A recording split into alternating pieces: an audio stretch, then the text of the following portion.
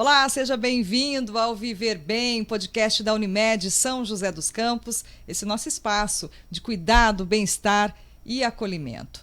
E hoje a gente vai conversar sobre um assunto que confesso que eu fiquei bastante impressionada com os dados quando fui pesquisar sobre a quantidade de mulheres que são atingidas pela endometriose. Você já ouviu falar, conhece, sabe os detalhes, sabe se tem causa para essa doença? Quais são os tratamentos? Olha, são 10% da população adulta feminina do mundo sofre de endometriose. Então a gente vai conversar hoje com a doutora Adriana Valério, que é ginecologista. Ela também atende muitas pacientes com endometriose, exatamente porque trabalha com reprodução humana e a endometriose é uma das causas de infertilidade feminina. Doutora, muito bem-vinda, obrigada pela presença. Eu que agradeço o convite, obrigada. Doutora, então vamos começar já pela infertilidade, né? É fato que a endometriose, ela é um dos fatores que pode causar a infertilidade nas mulheres. Isso, a gente sabe que mais ou menos 50% das pacientes que têm endometriose vão apresentar a infertilidade. Então, lógico, dentro das pacientes com endometriose, a gente vai ter uma porcentagem que é assintomática, que não tem sintoma nenhum, mas 50% delas podem ter infertilidade. Bom, vamos entender então o que é a endometriose. Endométrio é uma parte do corpo, é isso? O endométrio, na verdade, a gente costuma falar que é a casquinha que recobre a parte interna do útero, que é onde o neném gruda para se desenvolver, né? Ele é aquilo que a gente descama quando está menstruada, né? A gente descama o endométrio e descama sangue também junto. Então é aquela partezinha de dentro do útero. O que é endometriose? É quando a gente tem implantes de endométrio fora do útero. Então ele pode estar na parte externa do útero, pode estar no ovário, pode estar na bexiga, pode estar no intestino, pode estar nas trompas. E qual que é o problema maior disso? É que esses implantes de endométrio fora da cavidade, eles podem fazer aderências. E, na verdade, o que dá dor na paciente é essa aderência toda causada pela endometriose, que são esses implantes fora do útero. Deixa eu ver se eu entendi. Na verdade, quando a gente está naquele período pré-menstrual, o organismo ele cria essa camada, é isso, para receber o feto? Isso seria o endométrio? Isso, o endométrio, todo mês a mulher, o endométrio dela cresce para receber o neném. Ela ovula, o endométrio está gordinho para receber o neném. Se o neném não gruda, né? Ele vai descamar depois de 14 dias da ovulação. Que é a menstruação. Que é a menstruação. Perfeito. E aí, nesse processo de criar essa almofadinha, essa caminha para um possível bebê, né, para um possível feto, ele acaba também criando em outras partes do corpo? Ou pode criar? Aí acontece a endometriose? Na verdade, a gente não sabe a causa da endometriose. Tá. Né? Então, tem várias teorias. Uma das teorias é toda mulher, todo mês, um pouco do sangue que está ali dentro do útero, que ela vai menstruar, sai pela trompa e cai na cavidade abdominal, né? Quem faz ultrassom, às vezes faz com a mulher menstruada, percebe isso. Tem um pouco de líquido, provavelmente sanguinolento, na cavidade abdominal. 90% das mulheres do mundo vão absorver esse sangue e tá tudo bem. Normal. Mas a paciente que tem endometriose, esse sangue que veio, às vezes, dessa menstruação retrógrada, que a gente chama, pode grudar ali. Tem outras causas falando de migração celômica, que é uma coisa assim, ciência pura. Fala que aquela célula sai dali, migra via corrente sanguínea e vai parar em outro lugar. Por isso que a gente vê, às vezes, endometriose em lugares bizarros, tipo no pulmão, né? Já vi endometriose na pleura, já vi endometriose no diafragma, né?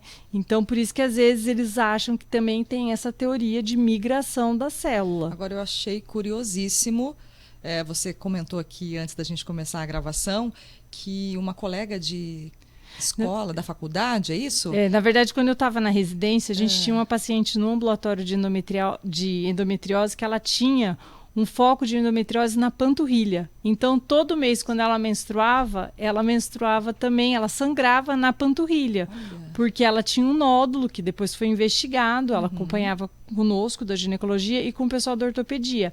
Ela tinha um nódulo intramuscular na panturrilha, no músculo da panturrilha, e ele fez um canalzinho e começou a jogar esse sangue para fora da perna da paciente. Então, no período menstrual, ela acabava sangrando. Outro lugar que a gente vê muito endometriose hoje em dia é no umbigo. Nossa, que Às vezes a paciente chega e fala assim, eu tô sangrando, toda vez que eu menstruo, meu umbigo sangra. Pode pesquisar, às vezes tem nódulo de endometriose ali. A causa, então, não é conhecida, mas o que se sabe é que o processo, principalmente de dor, acontece por conta das oscilações hormonais da mulher. Não de dor, né? Mas da própria endometriose. A endometriose, na verdade, hoje a gente sabe um pouco mais que muito provavelmente o mecanismo de dor dela, a gente sabe que dor é multifatorial, né? E a dor é diferente. Do jeito que você sente dor é diferente do jeito que eu sinto dor. Mas a gente acha que a dor da paciente de endometriose, ela é uma dor por uma parte da dor dela, né, não 100%, é por aderência, porque faz distorção, né, dos órgãos pélvicos ali, e por conta dos implantes também, talvez isso esteja relacionado à dor. E muitas pacientes, determinados lugares que têm endometriose, pode ter sensibilização de raiz nervosa também. Então, às vezes a paciente fica com um quadro de dor crônica por conta dessa sensibilização de raiz nervosa. Entendi. A dor é o único sintoma da endometriose? A gente costuma brincar que endometriose é assim, 50% é dor, 50% é infertilidade, né? Então é o principal. Os dois principais sintomas da endometriose é dor e infertilidade. Lógico que tem uma pequena porcentagem de paciente que é assintomática, ela não tem nem dor, nem infertilidade, nem nada. A endometriose foi um achado casual. Ela foi para uma cirurgia de vesícula. Aí o cirurgião olhou e falou assim, nossa, tem endometriose aqui. Um achado casual. Descobriu. E aí, nesse caso, a paciente pode viver normalmente, tem algum tipo de consequência, além da infertilidade, por exemplo, para essa paciente que nunca sentiu dor, nunca sentiu nada, descobriu por acaso, ela continua levando a vida normal? Vida normal. Não precisa fazer nada, nenhum tipo de tratamento, nada? Nada. Então, quem é assintomática não precisa tratar, né? Não precisa hipermedicar uma pessoa que está bem. Sim. Foi um achado. Daqui 10 anos ela começou a ter dor, aí você vai tratar aquilo. Sim. Outra coisa que as pessoas acham, que eu descobri endometriose hoje, ela vai piorar, vai ficar péssima, daqui 5 anos tomou tudo. Não, a gente não sabe, né? Eu estava no congresso até semana passada e o Dr. Shore da Escola Paulista, ele deu uma aula brilhante, que ele falava assim, tem uns estudos mais novos mostrando, adolescente, às vezes, com endometriose, 1/3 piorou, 2/3 teve regressão ou sem mudanças das lesões. Em compensação, a mulher mais velha, depois dos 37 anos, 1/3, 2/3 piorou a endometriose ao longo do tempo. E 1/3 não mexeu, continuou igual ou regrediu. Então é impossível a gente falar quem vai evoluir com lesões maiores e quem não vai evoluir. Isso ainda é uma coisa que a ciência não descobriu. Qual é o tipo de paciente que vai piorar e que vai melhorar? Isso a gente não sabe ainda. Por enquanto está um pouco de estudo saindo nessa parte, dividindo por idade, mas ainda é muito pouco, é muito pouco dado ainda que a gente tem. Pois é, existem poucos estudos, né, em relação, por exemplo, à prevalência em mulheres de raças diferentes. Ainda não dá para afirmar com certeza. Não dá, porque assim, tem muito estudo de endometriose, mas essa questão racial ainda não está bem estabelecida. O que a gente sabe que isso dá para afirmar? Asiáticas têm uma prevalência menor de endometriose. Os estudos asiáticos, né, as pacientes asiáticas têm em torno de, acho que é 5% de endometriose. Quando você pega a caucasiana, né, que é a branca, que são a maioria dos estudos Europa, Estados Unidos, então é difícil a gente extrapolar isso para Brasil, América do Sul também. Você sabe que tem até 20% de endometriose. Né? Mas ainda não se sabe exatamente por quê isso acontece? Não, é isso, não né? sabe. Porque a endometriose, a gente sabe que ela é multifatorial, né? Ela tem um componente genético, ela tem um componente de estilo de vida, né? E a gente não sabe, do mesmo jeito que a gente não sabe por que ela veio, a gente não sabe quem vai evoluir mal, quem vai evoluir bem, quem vai responder ao tratamento, quem não vai. Então, ela ainda é uma doença que tem muitas incógnitas ainda, muitas perguntas e poucas respostas, infelizmente. Pois é. E nesse caso, por exemplo, dos fatores, né? Ou pode ser genético, ou fatores externos. Genético, ok, né? A mãe ali, a mãe passa para a filha essa tendência, digamos assim, de desenvolver a endometriose. Agora, e fatores externos? O que seria, assim, interessante a gente pontuar, né? O que a ciência já sabe sobre esses fatores externos? Antigamente, os primeiros estudos que saíram, né? Falava que a endometriose era a doença da mulher moderna. Então, era aquela paciente acima de 35 anos, sem filhos, que trabalhava muito, né, workaholic, estressada. Porque a gente sabe que a endometriose tem uma parte da lesão, do fator assim dela, que é por antioxidante. Então, aquela mulher estressada, em teoria, ela produzia muito mais antioxidante, talvez tivesse endometriose por conta disso. Mas essa teoria já caiu um pouco por terra, porque a gente começou a ver endometriose em paciente adolescente também. Então, aquela coisa que se falava no começo da década de 90, isso aí, a endometriose é a doença da mulher moderna, estressada, sem filho, depois dos 35 anos. Isso caiu um pouco. Mas fator ambiental que dê para falar, falou assim, ó, você foi exposto a determinada coisa, você vai ter endometriose, e isso não tem. O que a gente sabe um pouco? A endometriose ela é uma doença pró-inflamatória, né? Então, ela é uma doença que causa muita inflamação no sistema da mulher. Tem saído, nos últimos 5 anos, alguns estudos bem interessantes falando em mudança de estilo de vida. Entrar com uma dieta menos inflamatória, né? Mais anti-inflamatória, que agora está na moda essas dietas anti-inflamatórias. O uso, às vezes... Vou fazer uma pausa. O que é essa dieta anti-inflamatória? O que a gente pode tirar da alimentação para evitar a inflamação? O que mais se fala, né? Porque hoje em dia a gente consome muito coisas industrializadas, né? Como todos os nutricionistas gostam de falar, descasque mais, desembale menos, né? Então é isso, basicamente isso, né? Tem alguns estudos começando para falar um pouco sobre se vai ter resultado ou não. O uso, às vezes, de alguns probióticos, que tem várias linhas de estudo agora com intestino, falando que os probióticos melhoram a inflamação intestinal, né? Aí tem um pessoal falando, por exemplo, a carne hoje em dia, a carne que a gente consome, ela é muito pró-inflamatória. Por quê? Porque o gado tem muito hormônio, o gado não é criado de forma adequada, o jeito que você mata o boi, o porco, talvez isso influencie, mas isso é tudo teoria ainda. Mas paciente, às vezes, com endometriose, que vai para uma nutricionista, que saiba o que está fazendo, que faz uma dieta mais, né, menos inflamatória, pode ter melhora de dor, sim. E como é que é feito o diagnóstico? É toque? Tem exame de imagem? Como é que funciona isso? O diagnóstico a gente faz, né, a gente fala que são 3 pilares, né? É a anamnese, né, que é a conversa com a paciente, é a história dela, saber como que ela está sentindo isso. Tem paciente que chega, ela só tem infertilidade, não tem mais nada, você vai investigar, tem endometriose. Tem paciente que vem com a história da dor. Eu tenho dor desde os 25 anos, quando eu menstruo eu vou parar no pronto-socorro todo mês. Quando eu tô fora do período menstrual, eu tenho muita dor. Ou aquela paciente que chega e fala, eu não consigo ter relação sexual porque eu tenho muita dor, né? Então, a história é uma parte importante. A segunda coisa que a gente faz é o exame de toque, né?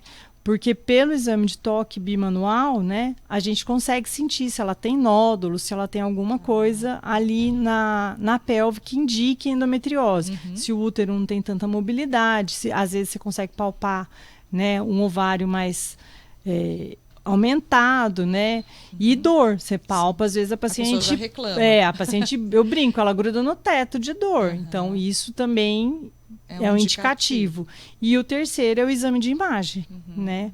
Aqui em São José eu posso falar com completa segurança que a gente tem ultrassonografistas muito bons que a gente consegue fazer esse diagnóstico de endometriose pelo ultrassom. Perfeito. Agora você falou de cólica, de dor. A cólica é normal?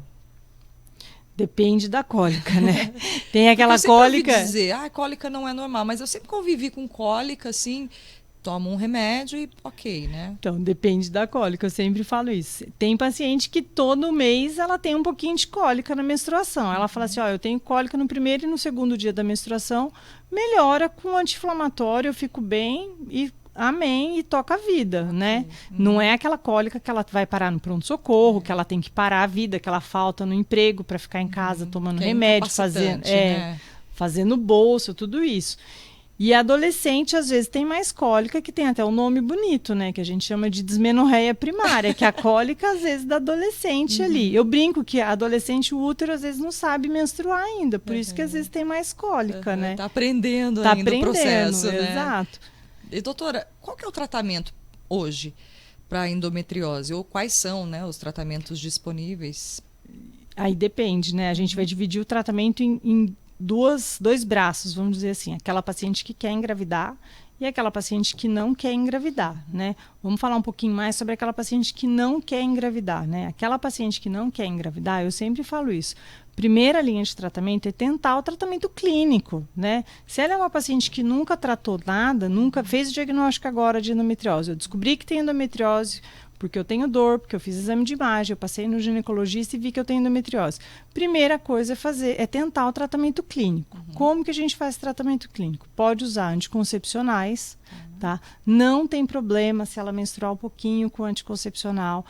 Hoje em dia a gente tem anticoncepcionais de baixa dosagem, que às vezes a paciente tem um sangramento que a gente chama que é um sangramento de privação. Ela não faz a caminha, né? Sim. Escapa um pouco. Assim, ela tem um sangramento. Aquele sangramento da pílula, ele não é igual ao sangramento da mulher que não toma pílula, que ovula, né? Pode sangrar um pouquinho, não piora a endometriose, que as pacientes ficam doidas. Falam assim, eu estou menstruando, a minha endometriose vai piorar. Não, não vai, fica tranquila. Também e a gente sabe, estão saindo uns trabalhos mais recentes falando que os anticoncepcionais, provavelmente a base só de progesterona, parece que eles exercem um poder em cima da dor da endometriose melhor do que aqueles que são combinados, que tem estrogênio e progesterona. Então, os anticoncepcionais só de progesterona aparentemente são melhores para a endometriose. Tem os DIUs hormonais também, tem trabalho mostrando que o DIU hormonal melhora a endometriose.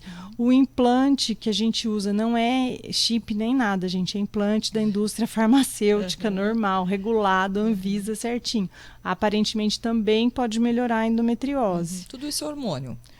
Sim, terapia hormonal. E aí tem um outro tipo de tratamento que é mais invasivo, de repente? Sim. E lembrando que a gente pode associar junto com a terapia hormonal, né? A gente pode associar, se precisar, medicação para dor, né? Usar anti-inflamatório, se precisar usar um derivado de codeína, até um derivado de opioide, né? Não resolveu, continuo morrendo de dor, mesmo fazendo tratamento clínico, a gente vai para o tratamento cirúrgico. Lembrando, gente, que o tratamento cirúrgico, ele não é curativo.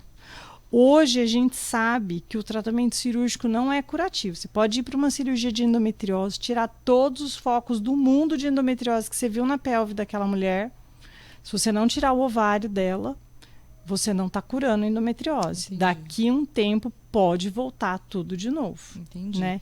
E, infelizmente, foi uma coisa que a gente descobriu a duras penas. Por quê? A gente entrou aí nos anos 2000 e pouco, operando todo mundo. Tem endometriose, cirurgia. Tem endometriose, cirurgia. Aí você ia lá, fazia aquela baita cirurgia, tirava pedaço de intestino, pedaço de bexiga, pedaço de ovário, pedaço de tudo. E dali 3, 4 anos a paciente estava cheia de endometriose de novo.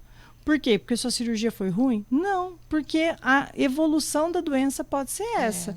Como tem paciente que vai fazer uma cirurgia e vai ficar bem o resto da vida, né? Então, até tem uma frase que eles falam bastante, né? Cirurgia de endometriose é uma vez na vida, é one shot, one kill. Uma vez só. Não é para ficar refazendo 2, 3, 4, 5 vezes, porque daí ela começa a ficar uma cirurgia mais invasiva, forma aderência também, não tem gente, vai ficando cada vez mais complicado. Não, aí também não tem a certeza de que vai resolver o problema, não tem por que ficar se submetendo a tantas cirurgias, né, doutora? Agora, quem quer engravidar, né, ela descobre que tem endometriose, ela nunca vai conseguir engravidar? Não, ela pode conseguir engravidar. O principal exame que a gente faz para aquela paciente que quer engravidar, lembrando que aquela paciente que o marido tem sêmen normal, tudo mais.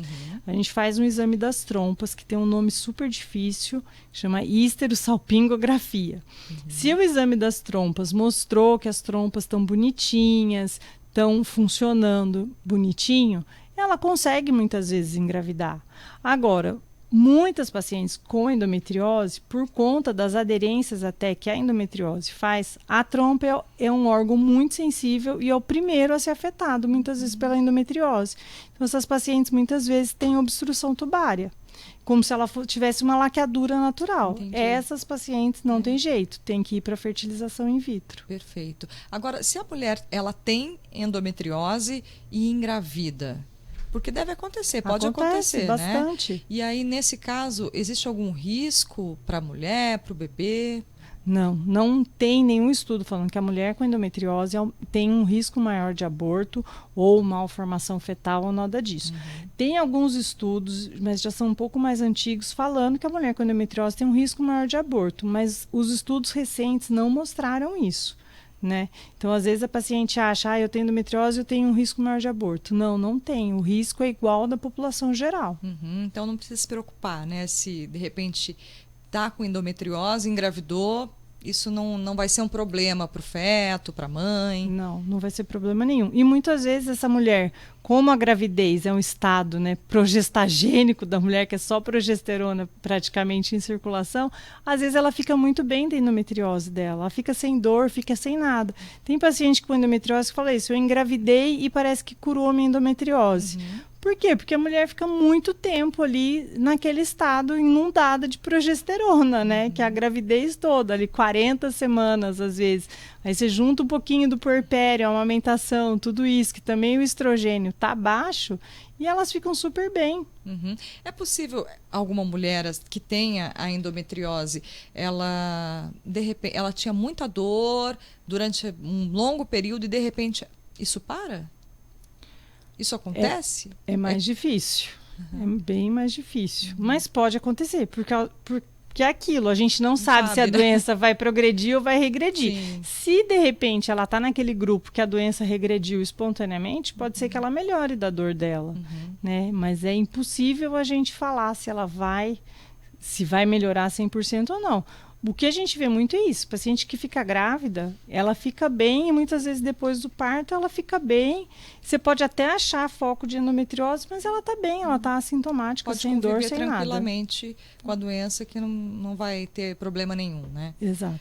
Para a gente encerrar, eu acho que é importante a gente fazer um alerta que quando, na verdade, procurar um médico, né, aquela adolescente ou até aquela mulher já adulta, de repente está sentindo cólica, acha que aquilo é comum, toma um remédio. Quando acende o sinal de alerta, de fato? O sinal de alerta tem que até na adolescente, né? É aquela adolescente que não é aquela cólica só na menstruação. É aquela adolescente que tem cólica fora do período menstrual, que de repente está numa atividade da escola, qualquer coisa, começa a retorcer de cólica, precisa procurar ajuda. Aquela mulher, né, de vida normal, que começa a ter muita cólica, também tem que procurar ajuda. Ou ela tem uma vida, não tem cólica, mas ela está com dor na relação sexual. De repente ela está bem, atingiu ali 25, 26 anos, começou a ter muita dor na relação sexual que não tinha antes. Tem que investigar se está acontecendo alguma coisa. Ou aquela mulher que começou a tentar engravidar e não está conseguindo engravidar. Né? Lembrando que abaixo dos 35 anos a gente pode esperar até 1 ano, acima dos 35 anos é só 6 meses tentando engravidar e já tem que procurar ajuda. Então acho que são as 3 fases assim que a mulher tem que procurar ajuda. Tá certo, então. Doutora, muito obrigada pela participação, pela entrevista, pelo bate-papo, muito bacana. Gostei também. Espero que seja útil também para as pacientes. Ah, com certeza, com certeza. Muitas dúvidas, né, que geram, enfim. E aí a gente aqui está podendo falar um pouquinho sobre o assunto, esclarecer essas dúvidas, tirar a dúvida de muita gente que está nos acompanhando. Obrigada mais uma vez. Eu só vou falar uma coisa. Tem que fazer todo ano, porque endometriose muda todo ano. Então a gente tem que renovar a entrevista anualmente, porque às vezes o que eu estou falando hoje, aqui ano que vem já mudou vale tudo mais, de novo. Né? Então é uma coisa que é uma doença que é dinâmica, que está saindo bastante estudo e que a gente tem que ficar antenado, estudando mesmo para ver o que está saindo de novo para poder orientar as pacientes. Eu brinco, falo, gente, há 10 anos atrás eu operava todo mundo. Hoje em dia eu falo assim, não, você não tem que operar, não opere. Né? Ela fala, mas você operou minha amiga 10 anos atrás. Eu falei, sim, mas há 10 anos atrás a gente operava, agora a gente não opera mais, segura. Legal, então, quem sabe ano que vem a gente conversa de novo sobre endometriose. Sim. Doutora, brigadão mais uma vez. Eu que agradeço o convite. Até a próxima, então. Até. E para você que nos acompanhou até aqui, muito obrigada. Esse é o podcast da Unimed São José dos Campos, Viver Bem. Até a próxima.